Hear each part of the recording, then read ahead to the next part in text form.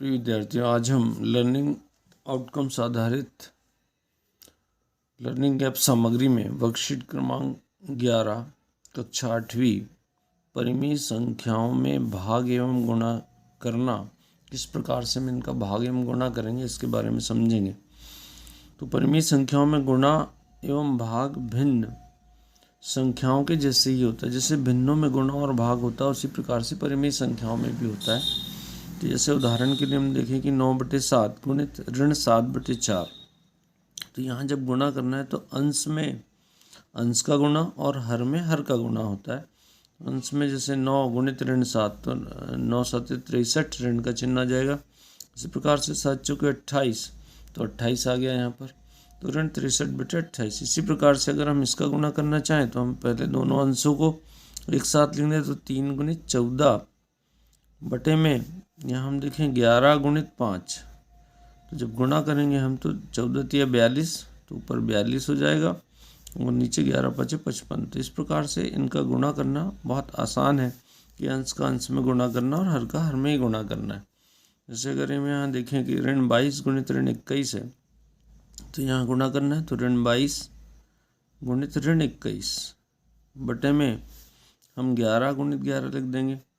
तो 11 गुणित 11 अगर हम करते हैं तो ये 11 में 11 121 हो जाता है, और 21 का अगर हम इसमें गुणा करें तो 21 दूनी 42, तो 42 का 2 आ जाएगा, हासिल का 4 रहेगा, और 21 दूनी 42, 42 और 4 46, तो ये 462।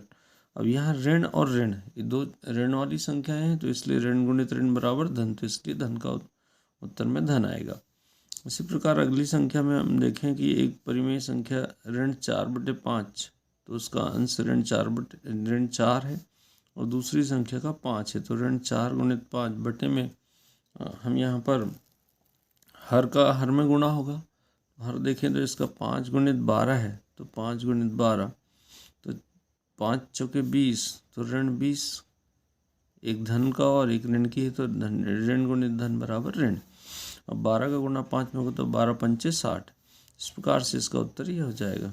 इसी प्रकार अगली दो परिमेय संख्या में देखें, जैसे 1/10 और गुणित 8 बटे ऋण 3 है, तो 8 का गुणा 1 में करें, 1 गुणित 8 ऊपर आएगा और नीचे 10 गुणित 3, तो 10 तिया 30 होता है, तो 10 गुणित ऋण 3। अब इसका हम गुणा करें तो 8 एकम 8 हो जाएगा और 10 तिया 30, तो ऋण 30। तो इस प्रकार से हम परिमेय संख्याओं का गुणा करते हैं। अब भाग में अगर हम देखें तो भाग में यह प्रक्रिया थोड़ी सी बदल जाती है कि जैसे पहला जो परिमेय संख्या 1/8 है और भाग को हम पहले गुणा में बदलते हैं, तो जब भाग के चिन्ह को अगर गुणा में बदला जाता है तो दूसरी संख्या के अंश को हर और हर को अंश बना दिया जाता है। तो इसलिए यहाँ पर ये 3/4 का 4/3 हो जाएगा, और पुनः वही प्रक्रिया होगी फिर गुणा की जो यहाँ हुई थी, उसी प्रकार से इसमें भी गुणा होगा। तो 1 गुणित 4, तो 4 एकम 4 और 8 तिया 24। तो इस प्रकार से हम भाग को पहले गुणा में बदलते हैं और उसके बाद फिर हल करते हैं। तो इसी प्रकार हम यहाँ देखें तो इसको अगर 3/13, तो इसका ये परिमेय संख्या वैसी ही रहेगी। इस भाग के चिन्ह को जब हम गुणा में बदलेंगे तो 65 कहाँ जाएगा, ऊपर आ जाएगा, और ऋण 4 कहाँ जाएगा, नीचे। तो यदि हम गुणा करें तो मानक रूप में जब लिखेंगे तो ऋण का चिन्ह नीचे है तो ये ऊपर आ जाएगा। अब 3 का गुणा 5 कितना हो जाएगा, 3 और 5 15, हासिल का 1, 3 6 18 19, तो 195 हो गया, और नीचे उसी 13 चौके 52, तो यहाँ पर 52। तो इस प्रकार से इसका ये भागफल इसका इतना होगा। इसी प्रकार से यहाँ देखें हम कोई संख्या अगर नीचे नहीं दी तो 1 लिख सकते हैं। तो यहाँ ऋण 3/5 पहली परिमेय संख्या। अब दूसरा गुणा को हमने भाग को हमने जब गुणा में बदला तो ये 1/2 बन जाएगा। गुणा किया जाए तो ऋण 3, तो ऋण 3 हो जाएगा ऊपर और 5 दूनी 10 नीचे। इसी प्रकार अगले सवाल में हम देखें तो ऋण 7/12 है, तो ये ऐसे ही लिखा रहेगा। भाग का चिन्ह हम गुणा में बदलेंगे तो यहाँ पर आ जाएगा 13/2। अब यहाँ ऋण का चिन्ह देखें तो ऋण से कट जाएगा, तो 13 7 91 और 12 दूनी 24। इस प्रकार से अगले सवाल में हम देखें तो ऋण 1/8 गुणित 4/3, तो गुणा करेंगे तो 4 एकम 4, ऋण 4 और 8 तिया 24। तो इस प्रकार से हमने देखा कि परिमेय संख्याओं को किस प्रकार से हम भाग और गुणा करते हैं। तो ये भिन्नों के प्रकार से ही इसका गुणा और भाग होता है। आइए कुछ सवाल हम दैनिक जीवन पर आधारित जो इसमें गुणा करना है या भाग करना है इसको समझेंगे और गुणा या भाग की संक्रिया करेंगे। तो एक आयताकार पार्क की लंबाई 183/5 मीटर और चौड़ाई 50/3 मीटर। तो पार्क का क्षेत्रफल ज्ञात कीजिए। पार्क कैसा? आयताकार क्षेत्र, आयताकार है। तो हमें मालूम है कि आयत का क्षेत्रफल, तो आयत का क्षेत्रफल बराबर होता है लंबाई गुणित चौड़ाई। तो इसलिए यहाँ पर हमने लिखा लंबाई गुणित चौड़ाई। तो यहाँ लंबाई कितनी दी गई है? 183/5 और गुणित चौड़ाई है 50/3। तो इसमें हम इसको हल करेंगे तो ये क्या हो जाएगा? 5 से अगर कोई चीज़ सरल हो रही तो हम जैसे यहाँ देखें 5 एकम 5, 5 दाम, ये 10 बार कट सकता है। इस प्रकार 3 से अगर देखें तो ये संख्या भी 3 से कट सकती थी। 3 का पहाड़ा अगर 6 बार पढ़े तो 3 6 18 और 3 एकम 3, तो 61 आ गया। तो यहाँ 61 गुणित 10, तो ये हो जाएगा 610। अब ये क्षेत्रफल है तो इसको हम कभी भी वर्ग मीटर में लिखते हैं, तो वर्ग मीटर।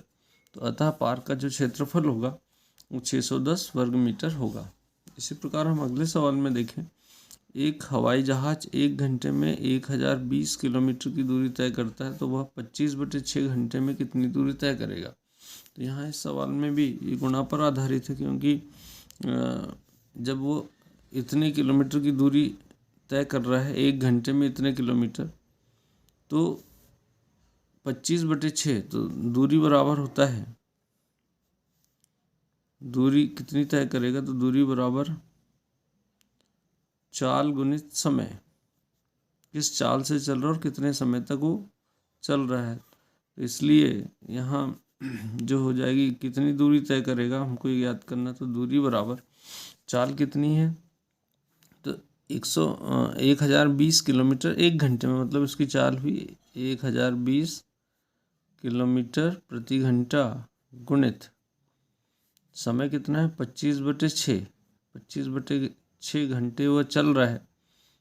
तो इसको अगर हम देखें तो यहाँ ये अगर सरल हो सकता तो हम इसको कर लें पहले। तो 2 से कट जाएगा, 2 तिया 6 और 2 से 2 पंचे 10 और ये आ जाएगा 2 पंचे 10, 2 एकम 2 और ये आ गया 510।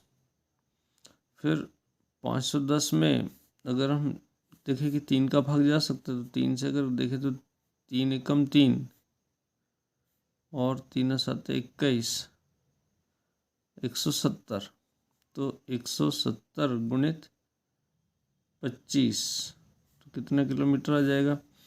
तो यहाँ पर हम जब इसका गुणा करेंगे तो ये आ जाएगा 1 शून्य आखिरी में, 17 का पहाड़ा 5 बटे 17 5 85 का 5 हासिल के 8, 17 दूनी 34, 34 और 8 42। तो ये 4250 किलोमीटर की दूरी तय करेगा। दिए गए समय में इतनी दूरी तय करेगा। इसी प्रकार हम अगले सवाल में देखें तो यहाँ अगले सवाल में किसी कमरे का क्षेत्रफल 261/4 वर्ग मीटर है और उसकी चौड़ाई 19/3 मीटर है, तो उसकी लंबाई ज्ञात कीजिए। तो अब इसका क्षेत्रफल दिया गया है, तो कमरा एक आयताकार होगा, तो हमको ज्ञात करना है लंबाई। तो लंबाई बराबर जो क्षेत्रफल होता है उसमें अगर चौड़ाई का भाग दे दें तो क्षेत्रफल भागित चौड़ाई। तो यहाँ सवाल के हिसाब से क्षेत्रफल है 261/4 भागित 19/3। तो हमने देखा कि भाग वाली संख्याओं में जब भाग देना होता है तो हम दूसरी संख्या को पलट देते हैं। 261/4 भाग का हमने गुणा बना दिया तो 3/19 हो जाएगा। और यहाँ पर हम इसको अगर कोई चीज़ सरल हो रही तो सरल कर लें। तो यहाँ पर हम देखें कि इसको दोनों संख्याओं को हम देखें, इसमें यहाँ भाग नहीं जाएगा तो हम क्या कर लें, 3 एकम 3, 3 6 18 का 8 हासिल का 1, 3 दूनी 6 और 1 7, तो 783 बटे 1976 मीटर। तो उसकी जो लंबाई होगी, लंबाई बराबर 783 बटे 76 मीटर होगी। इसी प्रकार हम अगले सवाल में देखें। इन सवालों को जब हम हल कर रहे हैं तो यहाँ हल लिख दें सब में।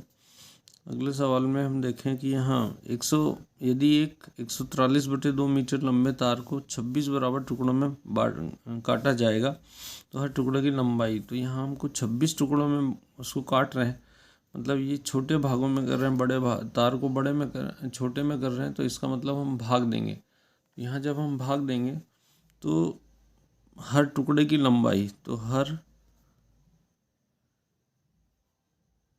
टुकड़े की लंबाई बराबर 143/2 भागित 26। तो ये जब हम भाग देंगे तो यहाँ 26 के बटे में कुछ नहीं, तो हम इसको 1 लिख सकते हैं, बटे में 1 लिखा। अब हम भाग को जब गुणा में बदलेंगे तो 143/2 गुणित 1/26। तो यहाँ अब इसको देखें कुछ क्या संख्या सरल हो सकती है।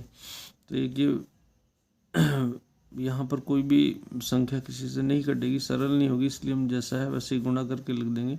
तो 143 ऊपर आएगा बटे 26 दूनी 52। तो ये मीटर, प्रत्येक टुकड़े की जो लंबाई होगी 143/52 मीटर होगी। इसको हम दशमलव में भी ज्ञात कर सकते हैं। तो इस प्रकार से हम दैनिक जीवन में परिमेय संख्याओं का भाग एवं गुणा पर आधारित हमने सवाल किए, और इसी प्रकार के सवालों को हल करके हम अच्छे से अवधारणा को समझ सकते हैं। अगर जानकारी अच्छी लगती है तो उसको शेयर भी कर सकते हैं, दूसरों को भी बता सकते हैं, जिससे दूसरे लोगों को भी फायदा हो।